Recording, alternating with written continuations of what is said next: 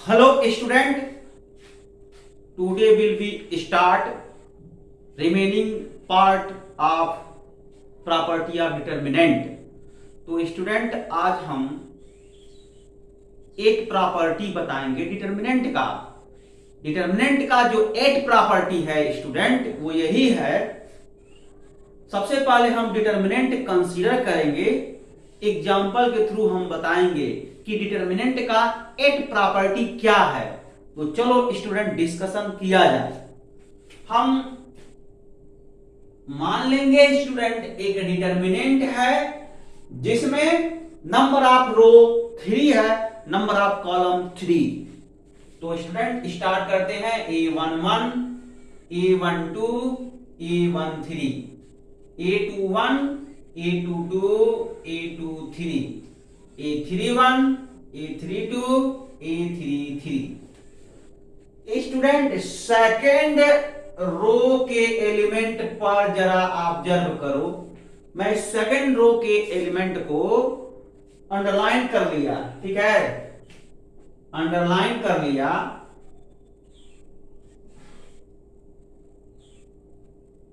Second row के element को हम रेक्टेंगल बॉक्स में कर लिया। ये सेकेंड रो के एलिमेंट है, ये रेक्टेंगल बॉक्स हमने बना लिया, ठीक है, समझाने के लिए बनाया हूं।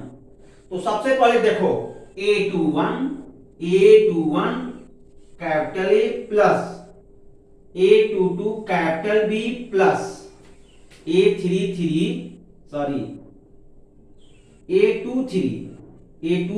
Capital C equal to 0। ये होता है प्रॉपर्टी।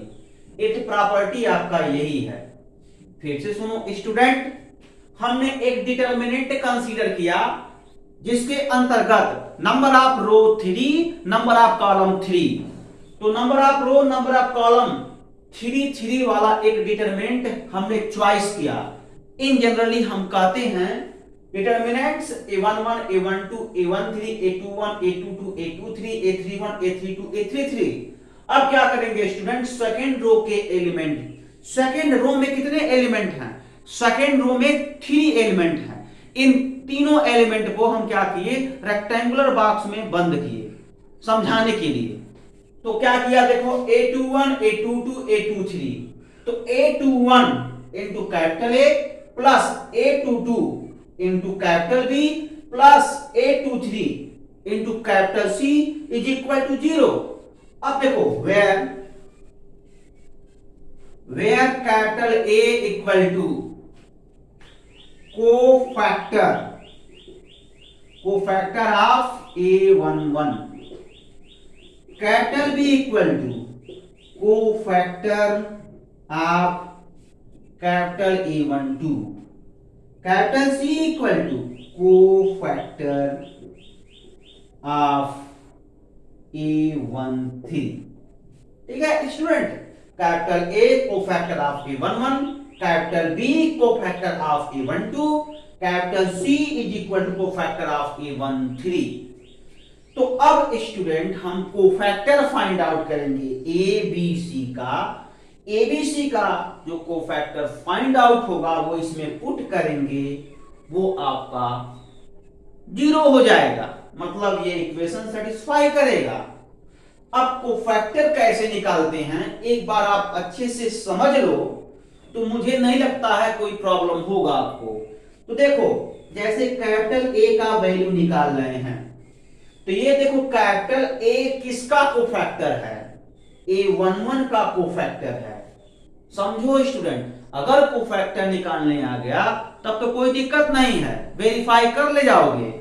तो capital A is equal to cofactor of A11, cofactor of A11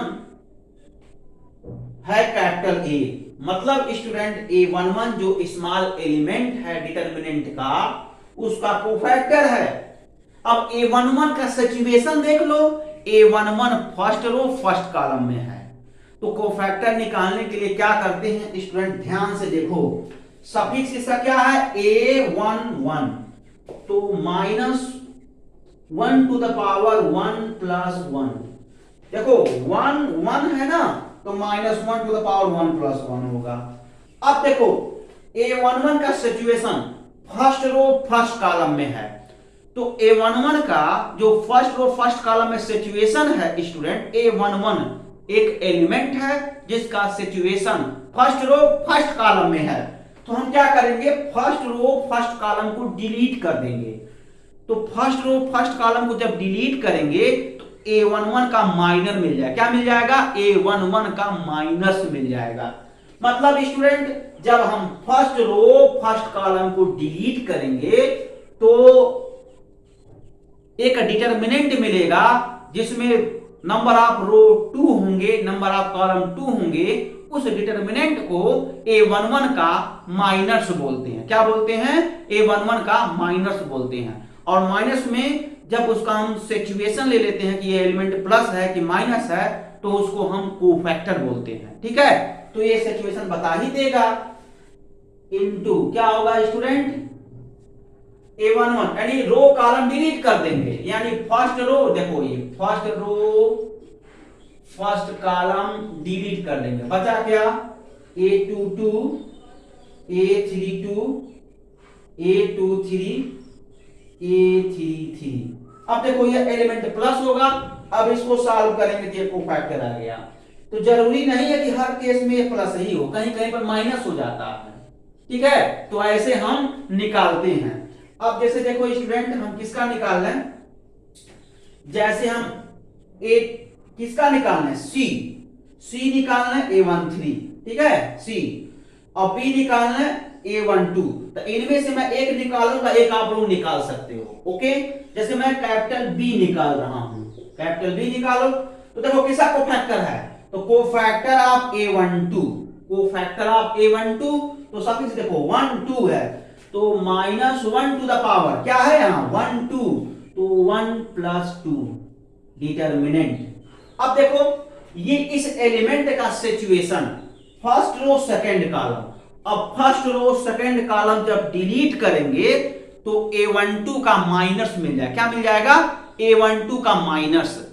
और वो जो माइनस होगा प्लस होगा कि माइनस होगा, तो यहां पर देखो -1 के पावर 1 + 2, -1 के पावर क्यूब, -1 के पावर क्यूब का वैल्यू -1। इसका मतलब ये एलिमेंट माइनस होगा। इससे स्पष्ट है कि जो माइनस में उसके सिचुएशन से मल्टीप्लाई करते हैं तो उस एलिमेंट का कोफैक्टर मिल जाता है। ठीक है ना, तो अब देखो इसमें क्या है, फर्स्ट रो सेकंड कॉलम, देखो यहां से फर्स्ट रो सेकंड कॉलम, तो -1 के power first row plus second column मैंने कर दिया, यानी 1 + 2 कर दिया। अब इसके साथ क्या करेंगे, फर्स्ट रो सेकंड कॉलम को डिलीट कर देंगे। तो फर्स्ट रो तो आपके सामने है, और सेकंड कॉलम जो ये डॉट किए थे इस बार किस पर डॉट करेंगे, सेकंड वाले कॉलम पर। तो कितना होगा, ये सेकंड वाले कॉलम पर डॉट कर देना। बचा हुआ एलिमेंट क्या होगा, A21 A31 A23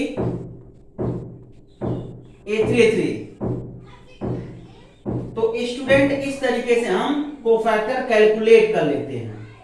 ठीक है, इस तरीके से कोफैक्टर कैलकुलेट कर लेते हैं। ठीक है, अब आप कोफैक्टर सी कैलकुलेट कर सकते हो। तो जब ए बी सी कैलकुलेट हो जाएगा, इसे इंपुट कर दो, वैल्यू 0 आएगा। अब हम एक एग्जांपल के थ्रू समझाते हैं। ठीक है, ये थियरी रहा, ये प्रॉपर्टी नंबर 8 है। कौन सी प्रॉपर्टी है, प्रॉपर्टी 8, ये प्रॉपर्टी 8 है। अब इसको एग्जांपल के थ्रू समझाते हैं। इसका एग्जांपल देखो,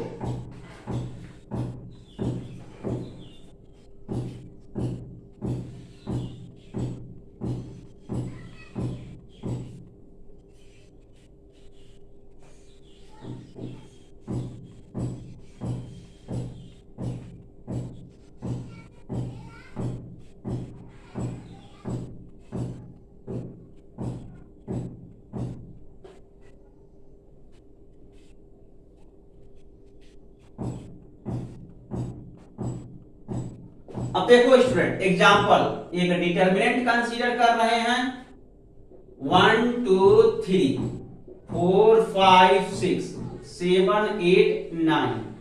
एग्जांपल हमने कंसीडर कर लिया। अब यहां पर सेकेंड एलिमेंट क्या है, सेकेंड रो ये देखते हैं, सेकेंड रो के एलिमेंट देखते हैं, सेकेंड रो के एलिमेंट देखते हैं 4 5 6। It means student 4 capital A plus 5 capital B plus 6 capital C equal 0, यही ना बताए थे। अब एबीसी चलो कैलकुलेट किया जाए, तो ए इक्वल टू 1 1 मतलब ये पॉजिटिव होगा, पॉजिटिव होगा। अब फर्स्ट रो फर्स्ट कॉलम छोड़ेंगे तो 5 8 6 9, फर्स्ट रो फर्स्ट कॉलम 5 8 6 9। अब इसे मल्टीप्लाई करो, ये आपका हो गया कितना 45 माइनस 48 इक्वल टू -3, ये आंसर आया। ठीक है, ए का जो वैल्यू है -3 आया, तो ए क्या है 1 का कोफैक्टर, 1 का कोफैक्टर -3 आया। ओके, अब कैपिटल बी कैलकुलेट कर लो स्टूडेंट, कैपिटल बी कैलकुलेट कर लो, तो कैपिटल बी क्या है 2 का कोफैक्टर। ओके स्टूडेंट, अब 2 का कोफैक्टर निकालने के लिए क्या करेंगे, देखो ये प्लस माइनस, तो ये ओवरऑल माइनस हो जाएगा ना माइनस। अगर आपको प्रॉब्लम हो रहा है तो -1 के पावर 1 प्लस 2 कर लो, -1 के पावर 1 प्लस 2 का वैल्यू -1 के पावर क्यूब, -1 के पावर क्यूब का वैल्यू -1, तो -1 मींस माइनस। ओके, अब देखो क्या करेंगे, 1 2 मींस क्या, फर्स्ट रो सेकंड कॉलम छोड़ देंगे, 4 7 6 9 6 9 1 2 मींस क्या, फर्स्ट रो सेकंड कॉलम छोड़ेंगे, फर्स्ट रो सेकंड कॉलम तो 4 7 6 9 4 7 6 9। इसको जरा सॉल्व करो तो ये आ जाएगा 36 माइनस 42 ओवरऑल कितना आ गया -6, ये माइनस होने के नाते +6 आंसर आ जाएगा। ओके स्टूडेंट, अब देखो, अब इसका कोफैक्टर निकालो 3 का कोफैक्टर c। अब देखो फर्स्ट रो थर्ड कॉलम -1 के पावर 1 प्लस 3 -1 के पावर 4, इट मींस +1 मींस क्या होगा, ये सिचुएशन प्लस होगा plus. First row third column छोड़ेंगे तो 4 7 5 8 इट मींस इसको सॉल्व करो तो 32 माइनस 35 इट मींस -3 आंसर हो गया। ठीक है, हमने capital A capital B capital C calculate कर लिया। अब क्या करेंगे स्टूडेंट, इन वैल्यू को हम इसमें पुट कर देंगे। ठीक है, पुट करके काम करेंगे। तो स्टूडेंट डिटरमिनेंट तो आप लोग नोट ही कर लिए हो, इसी को इरेज करके इसके वैल्यू को हम कैलकुलेट कर रहे हैं। चलो कैलकुलेट करते हैं।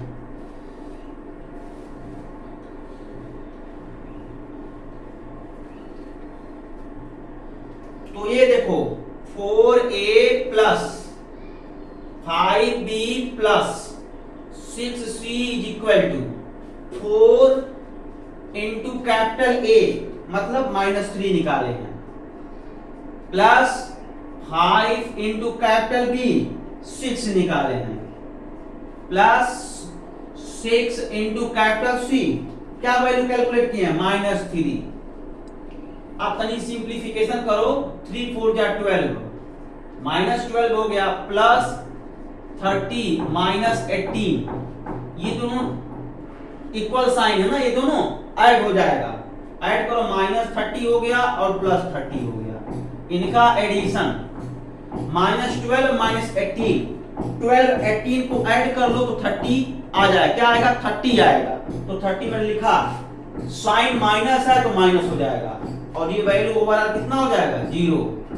ये हो गया 4a plus 5b plus 6c, 4a plus 5b plus 6c, 4a plus 5b plus 6c। ये कभी कभार कंपटीशन में पूछ देता है, जैसे आपको डिटरमिनेंट दे देगा, ऐसे कोई डिटरमिनेंट देगा 5 6 7 8 9 10 11 12 13 डिटरमिनेंट दे देगा और आपसे पूछेगा क्या 8a plus 9b plus 10c what, answer क्या आएगा 0। 4 ऑप्शन दे देगा 1 2, पहला ऑप्शन 1, दूसरा ऑप्शन 2, तीसरा ऑप्शन 0, चौथा नन आप दे, तो कितना कौन सा ऑप्शन हो जाएगा टिक करेंगे, तीसरा ऑप्शन बोल रहे हैं ना 0 करेक्ट हो जाएगा। इस तरीके से कंपटीशन में पूछे जाते हैं। ये कौन सा प्रॉपर्टी है? एक प्रॉपर्टी है। इसको आप लोग नोट करो।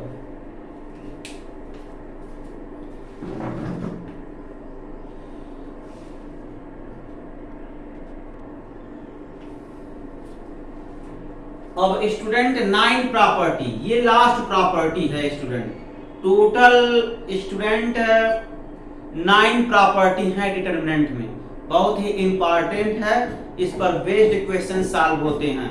तो लास्ट प्रॉपर्टी 9 प्रॉपर्टी। तो 9 प्रॉपर्टी क्या है? डिटरमिनेंट के एनी रो और एनी कॉलम एनी वेरिएबल का पॉलिनोमियल है। सपोज दैट डिटरमिनेंट का फर्स्ट रो x वेरिएबल का पॉलिनोमियल है, तो डिटरमिनेंट में फर्स्ट रो में x इक्वल टू a रख दें और x इक्वल टू a रखने पर डिटरमिनेंट का वैल्यू वेनिश कर जाता है, तो x माइनस a डिटरमिनेंट का एक फैक्टर होगा। क्या होगा? फैक्टर होगा। तो इसी तरीके से स्टूडेंट अगर सेकेंड रो किसी दूसरे वेरिएबल का पॉलिनोमियल है, सपोज दैट y वेरिएबल का पॉलिनोमियल है, तो student y equal to b रख दें और y इक्वल टू b रखने पर डिटरमिनेंट माइनस कर जाता है, तो y माइनस b डिटरमिनेंट का सेकेंड फैक्टर होगा। ओके स्टूडेंट, ऐसे मान लो थर्ड रो z वेरिएबल का पॉलिनोमियल है और z इक्वल टू c रखने पर डिटरमिनेंट वाइनिस कर जाता है, मतलब जीरो हो जाता है, तो z माइनस c डिटरमिनेंट का थर्ड फैक्टर होगा।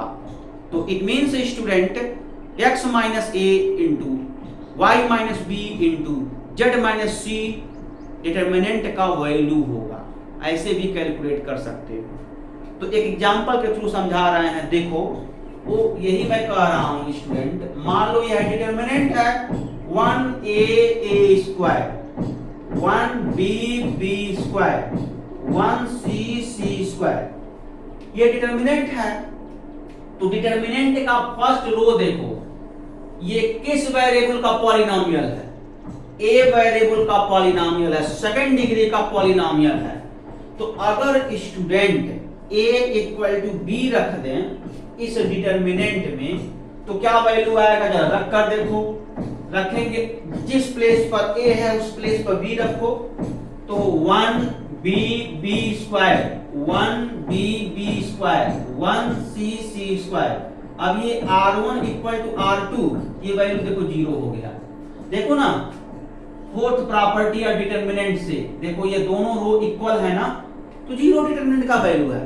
आप किसी भी रो या किसी भी कॉलम के रिस्पेक्ट में इसका एक्सपेंशन करो तो भी जीरो आएगा, नहीं तो प्रॉपर्टी लगा दो r1 equal to r2, then determinant will be also zero.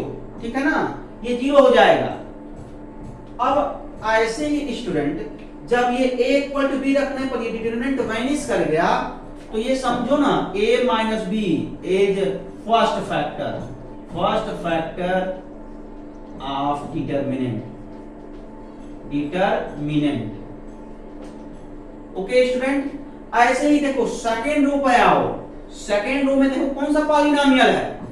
Second row में b टर्म का पॉलिनोमियल है, यानी सेकेंड रो में वेरिएबल b है, तो अब b इक्वल टू समथिंग रखेंगे।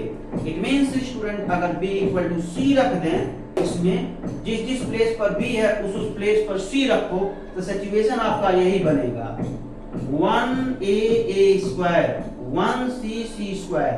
b की प्लेस पर c रखे हैं, देखो यहां से जिस प्लेस पर b है वहां c कर दिए हैं, तो 1c square, r2 equal to r3 हो गया। ये भी वैल्यू जीरो हो जाएगा। Property of determinant, fourth property of determinant, दोनों रो इक्वल, सेकंड और थर्ड रो इक्वल, इसलिए डिटरमिनेंट का वैल्यू जीरो। तो ये समझ लो student, b minus C is second factor of determinant. ठीक है, डिटरमिनेंट का ये सेकंड फैक्टर हो गया। अब देखो थर्ड रो क्या है? थर्ड रो क्या है स्टूडेंट? c टर्म का पॉलिनोमियल, यानी यहां वेरिएबल c है। अब यहाँ c equal to A put कर दो। जब c equal to A put करोगे स्टूडेंट इसमें, तो आया कितना, यहां से देख लो 1a square, 1b square, 1a square, r1 equal to r3। First row and third row both are identical, then value of determinant is vanish, it means zero. ये जीरो हो गया स्टूडेंट। जब जीरो हो गया तो ये समझ लेना चाहिए student, c minus A is third factor of determinant, ठीक है, थर्ड फैक्टर ऑफ डिटरमिनेंट। तो देखो ये first factor of determinant, second factor of determinant, third factor of determinant, first factor of determinant, second factor of determinant, third factor of determinant. अब इनका multiplication कर दो। जब मल्टीप्लिकेशन करोगे ना तो देखो क्या होता है, a minus B, b minus C, c minus A, ये वैल्यू हो जाएगा किसका, इस डिटरमिनेंट का। इसका मतलब स्टूडेंट ओवरऑल हम सोचेंगे तो ये पाएंगे कि इस डिटरमिनेंट का जो वैल्यू होगा वो क्या होगा, इस डिटरमिनेंट का जो वैल्यू होगा a minus B, b minus C, c minus A होगा, ठीक है, इसका ये वैल्यू होगा। ओके स्टूडेंट, ये आंसर हो जाएगा इसका। इस डिटरमिनेंट का जो वैल्यू होगा ये होगा। 9 प्रॉपर्टी से हम सॉल्व कर लिए। अगर एलिमेंट्री रो ऑपरेशन लगाओ या एलिमेंट्री कॉलम ऑपरेशन लगाओ तो लगभग 1.5 से 2 पेज का क्वेश्चन होगा, मतलब 1.5 से 2 पेज का इसका सोल्यूशन होगा, वो थोड़ा बड़ा पड़ता है। अब देखो हम प्रॉपर्टी लगा लिए, लगभग 4 से 5 लाइन में आ गया, ये थोड़ा सा यूजफुल होता है। लेकिन स्टूडेंट एग्जाम में एलिमेंट्री ऑपरेशन यूज करके ही सॉल्व करना है। प्रॉपर्टी मतलब ये 9 प्रॉपर्टी का इस्तेमाल नहीं किया जाता है, बस कंपटीशन के पर्पस से हम ये बता दिए हैं 9 प्रॉपर्टी, ठीक है। तो 9 प्रॉपर्टी से देखो मैं इस डिटरमिनेंट का वैल्यू कैलकुलेट कर लिया 6 से 7 लाइन में, ठीक है। ऐसे यही रूल लगा करके निकाल लेंगे प्रॉपर्टी 9 से। कैसे निकालें, प्रॉपर्टी 9 का इस्तेमाल करके लगाइए। यदि कोई स्टूडेंट एलिमेंट्री ऑपरेशन यूज न करके प्रॉपर्टी 9 इस्तेमाल कर दे रहा है उसका भी सही है, गलत नहीं होगा, ठीक है। तो ये आपका प्रॉपर्टी 9 का एक एग्जांपल है। तो बस स्टूडेंट इतना ही। अगले लेक्चर में स्टूडेंट प्रॉपर्टी या डिटरमिनेंट पर क्वेश्चन सॉल्व करवाएंगे। Okay student, thank you.